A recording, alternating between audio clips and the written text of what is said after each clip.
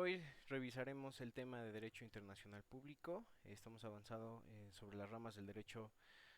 público. Y una de esas ramas del derecho público es el derecho internacional público.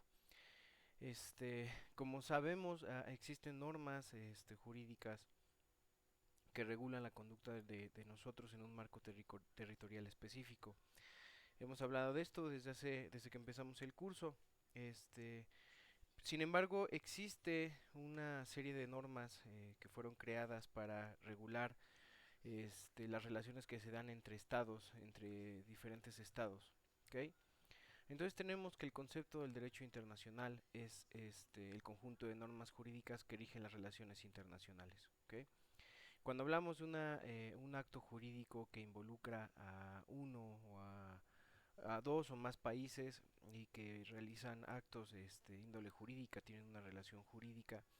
las normas que regulan el comportamiento y las normas que regulan esta relación que surge entre estos estados o entre estos países son las contenidas o las que están,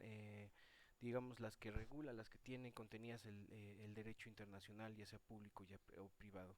Cuando hablamos de derecho internacional privado, hablamos de las normas que regulan las relaciones que se dan entre los particulares de varios países.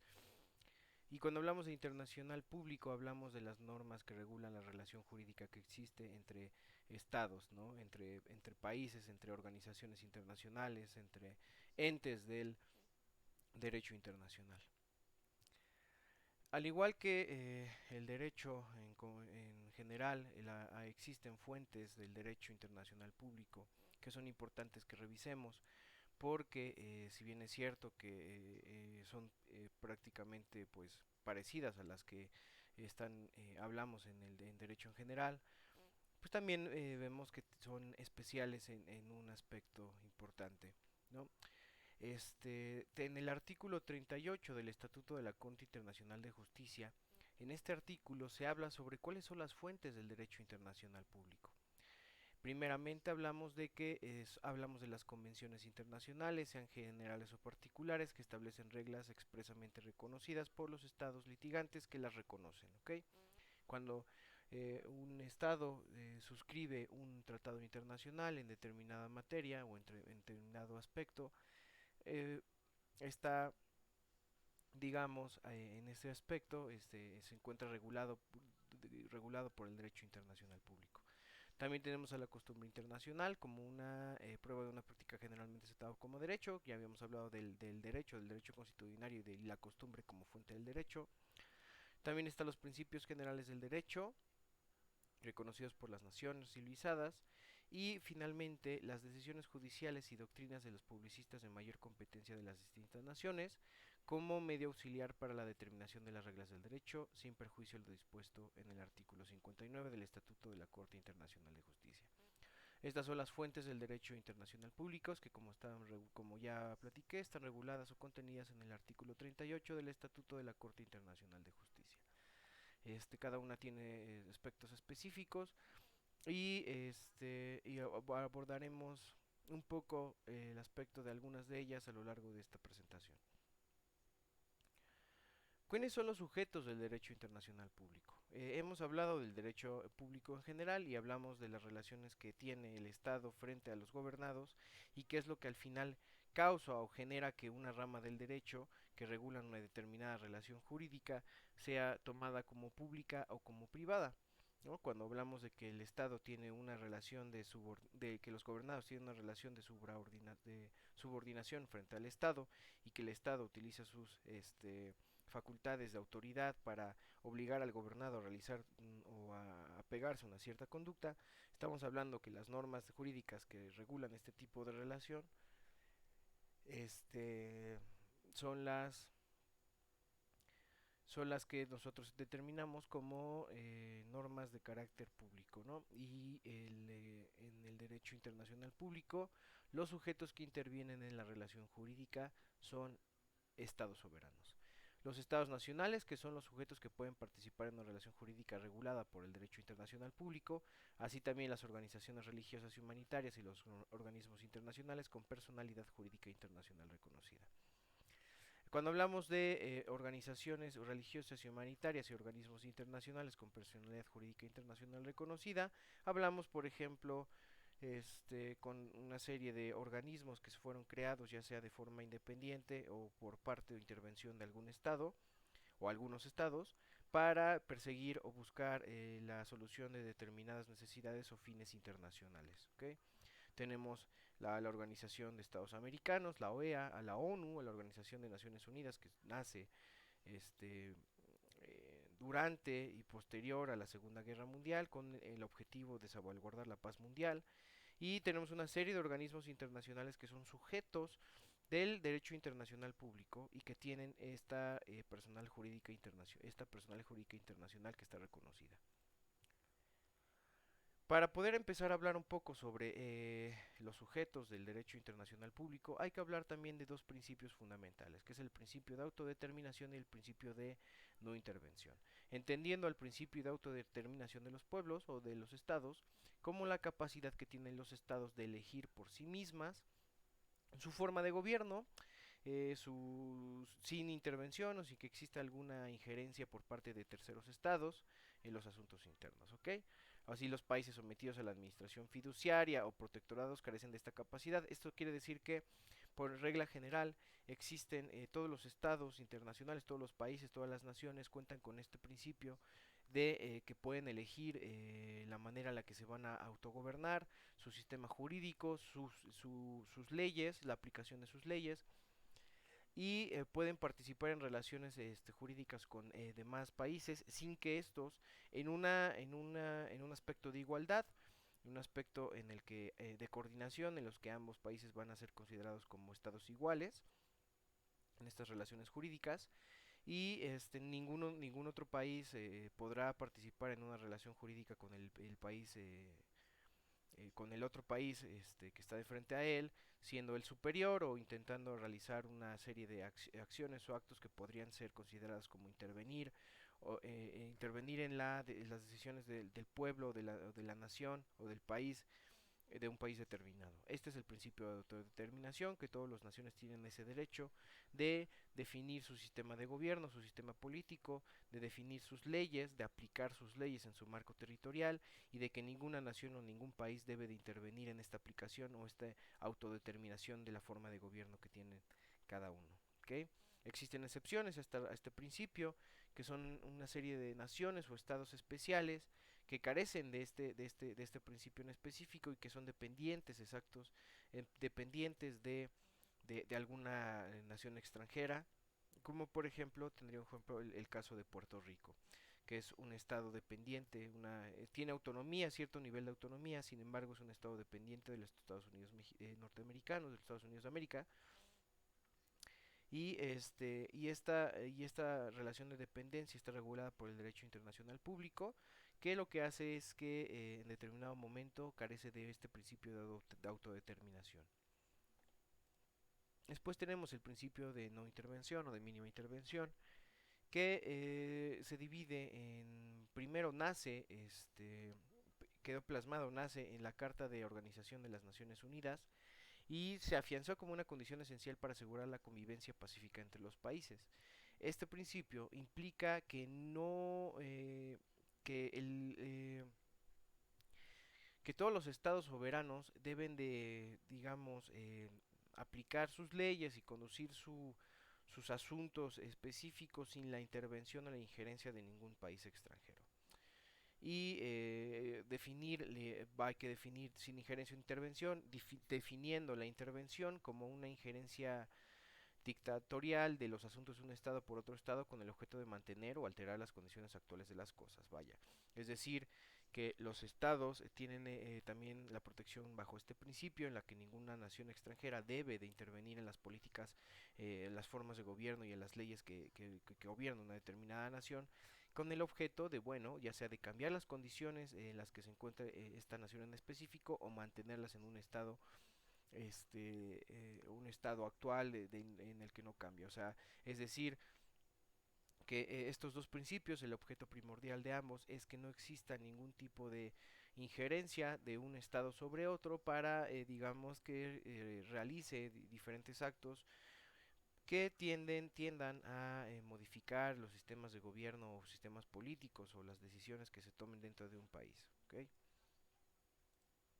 Ahora, ya que hablamos de los dos principios fundamentales que rigen las relaciones del derecho internacional y hablamos que cuando hablamos de una relación de derecho internacional público, hablamos de una relación jurídica en la que dos estados que son considerados como iguales en una relación de coordinación participan en un determinado acto jurídico, hablaremos de las organizaciones internacionales, como estos que son sujetos son sujetos del derecho internacional público y que bueno, tienen personalidad jurídica diferente a la de sus miembros, que tienen la finalidad de gestionar intereses colectivos de un grupo de estados o de una comunidad o de la comunidad internacional. Hablaremos de forma específica de la Organización de Estados Americanos y de la Organización de las Naciones Unidas. Primeramente, las características de las organizaciones internacionales son estas cinco, que se crean mediante un tratado o un convenio, un estatuto o una carta en la que por lo general se determina su organización, composición y finalidad y funciones, y que los estados miembros de esta organización internacional deben de suscribir, deben de firmar y deben de ratificar mediante sus procesos de aprobación de convenios, de tratados internacionales o de leyes, sea el caso de cada país. Y esta es la primera característica, es la forma en la que nacen. Están integradas en una segunda característica por sujetos del derecho internacional. Generalmente están creadas por estados, por lo que reciben la denominación de organizaciones intergubernamentales. Intergubernamentales, hablando de manera de organizaciones internacionales y gubernamentales, porque hablamos de los gobiernos, de los estados que participan y que suscriben estos tratados internacionales que crean de una determinada manera una organización internacional. En un tercer característica, bueno, gozan de personalidad jurídica propia, por tanto son titulares de derechos y obligaciones internacionales. Es decir, que son autónomas de forma jurídica, hablando de forma jurídica, son autónomas a los países que forman parte. Es decir, son entes con personalidad jurídica reconocida y por ende, sí, efectivamente son titulares de derechos y de obligaciones en el ámbito internacional. En una cuarta característica, están dotadas de órganos permanentes que son distintos e independientes de los miembros de la organización, como por ejemplo en el caso de la Organización de las Naciones Unidas, tenemos que tiene a la Asamblea General, al Consejo General, al Consejo de Seguridad,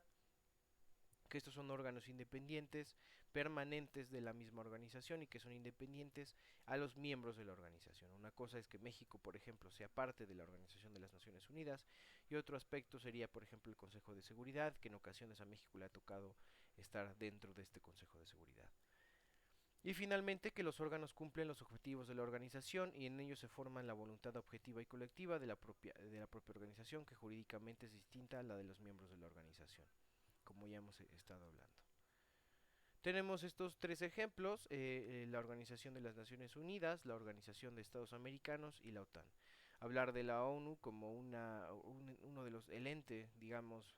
más importante en nuestro tiempo, hablando de una organización internacional, es el que tiene el mayor número de países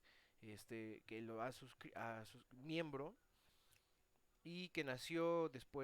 durante y después de la Segunda Guerra Mundial con el objeto primordial de salvaguardar la paz mundial y proteger a los derechos fundamentales de las personas.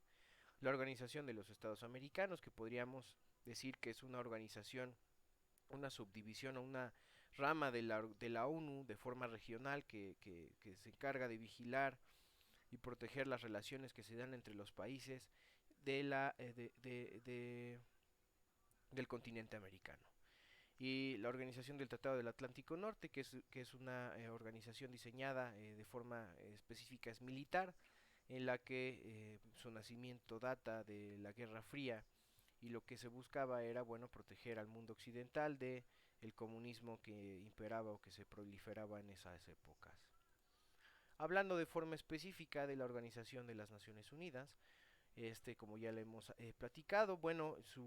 se utilizó por primera vez este término en 1942, en la Segunda Guerra Mundial, cuando 26 naciones aprobaron la Declaración de las Naciones Unidas, y ya se le dio una formalidad posterior en 1946 en San Francisco, cuando nace o surge ya oficialmente a la Organización de las Naciones Unidas. Los miembros de la ONU, bueno, son aquellos que bueno, los miembros de la ONU son todos los países, perdón, son todos los países que han suscrito la Carta de las Naciones Unidas, y actualmente están prácticamente casi la totalidad de todos los países de las naciones del mundo entero. Por eso de ahí que se considere que es la organización internacional por excelencia, la que más países ha suscrito. Y los propósitos constituyen los objetivos de las Naciones Unidas y tienen importancia en la medida en que ayudan a una interpretación teleológica de la Carta, además de ser un instrumento de individualización de las competencias implícitas a la organización. En el artículo primero de de la Carta del Nacimiento de las Naciones Unidas hablamos justamente de cuáles son los objetivos primordiales de que es mantener la paz y seguridad internacionales, y con tal fin tomar medidas colectivas eficaces para prevenir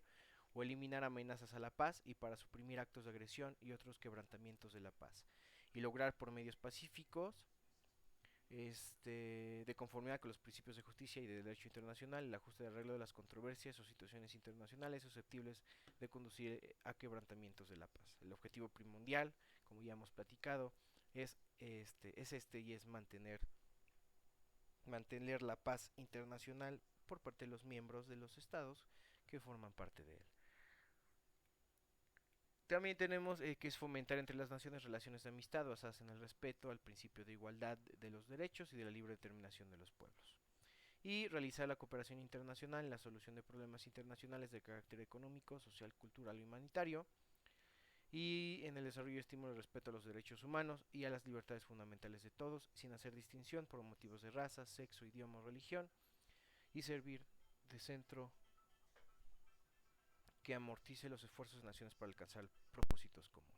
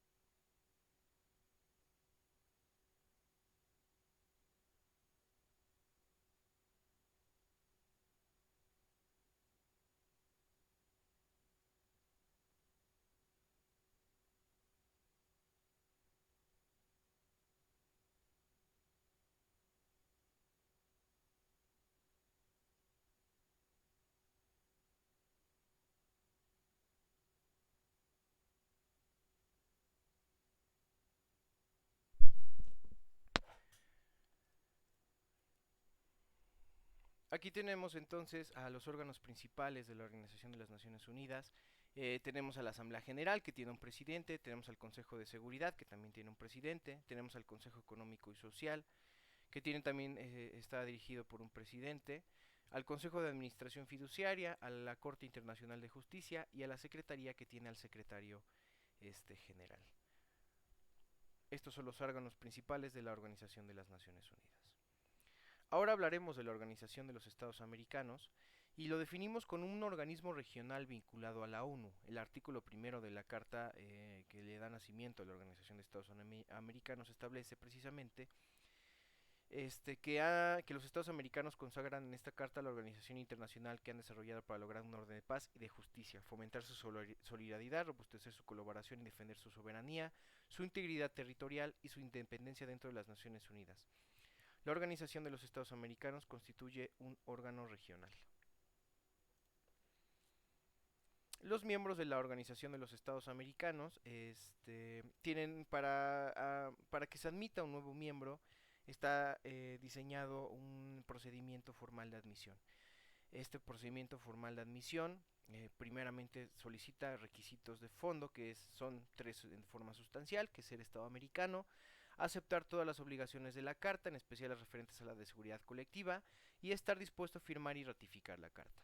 Como ya platicaremos, el órgano principal, lo hablaremos ya posteriormente, pero el acto por excelencia del derecho internacional público es el Tratado Internacional. El Tratado Internacional es una especie de convenio o contrato que firman diferentes estados y diferentes países en determinado momento con el objetivo de perseguir o de dirigir los esfuerzos para cumplir o llegar a un determinado fin o a saciar una determinada necesidad internacional. Las maneras de aprobar estos tratados internacionales o convenios de carácter internacional varían de país a país. Por lo regular lo firma el ejecutivo titular del poder, el titular del poder ejecutivo en el país, por ejemplo en el caso de México, y después tiene que ser firmado por el presidente o el encargado del poder ejecutivo, y después este tratado internacional debe de ser ratificado mediante un proceso legislativo, ya sea por el caso de México, en donde participa el Congreso de la Unión para poder ratificar el tratado internacional y ya que pueda tener o surtir los efectos legales correspondientes. Eso lo vamos a revisar de forma independiente un poquito más adelante, sin embargo, nada más hacerlo como una mención de cómo es que un determinado, en este caso, pues la Organización de los Estados Americanos, la ONU, nacen mediante una carta, en este caso, que tiene que ser firmada y tiene que ser ratificada mediante el mismo procedimiento que siguen los países para firmar o ratificar un tratado internacional. Y bueno, los órganos de la Organización de los Estados Americanos, al igual que los de la ONU, tienen varios órganos con el objeto de perseguir sus fines y llegar a conseguir sus objetivos. Tenemos a la Asamblea General, a la reunión de consulta de ministros de Relaciones Exteriores, a los consejos, el Comité Jurídico Interamericano, la Comisión Interamericana de Derechos Humanos, la Secretaría General, las conferencias especializadas y los organismos especializados y otras entidades establecidas por la Asamblea General. Cada uno tiene un objetivo específico. La Asamblea General por lo regular aprueba las minutas emitidas o discutidas, las determinaciones discutidas por los miembros que forman parte de la Organización de los Estados Americanos. Tenemos una reunión de consulta de ministros de Relaciones Exteriores que se encarga de vigilar las necesidades que tiene cada país en específico y ver si se puede llegar a un tipo de convenio para perseguir un determinado fin. Y así cada una de los órganos que tiene la Organización de Estados Americanos, bueno, tiene un objetivo primordial. Finalmente, como recomendación para que ustedes puedan tener más información con respecto a las dos organizaciones internacionales que revisamos el día de hoy. Aquí está la primera, es la que se encarga de la página web oficial de la Organización la Organización de las Naciones Unidas en español, y la de abajo es la Organización de Estados Americanos también en español. Si tienen alguna pregunta o alguna duda con respecto a la presentación del día de hoy, en la que hablamos sobre el derecho internacional público, no duden en contactarme y mandarme algún mensaje para que podamos discutir o platicar referente al tema. Sin más por el momento, les doy muchas gracias por la atención que me prestaron y espero que tengan y que sigan teniendo una excelente tarde. Hasta luego.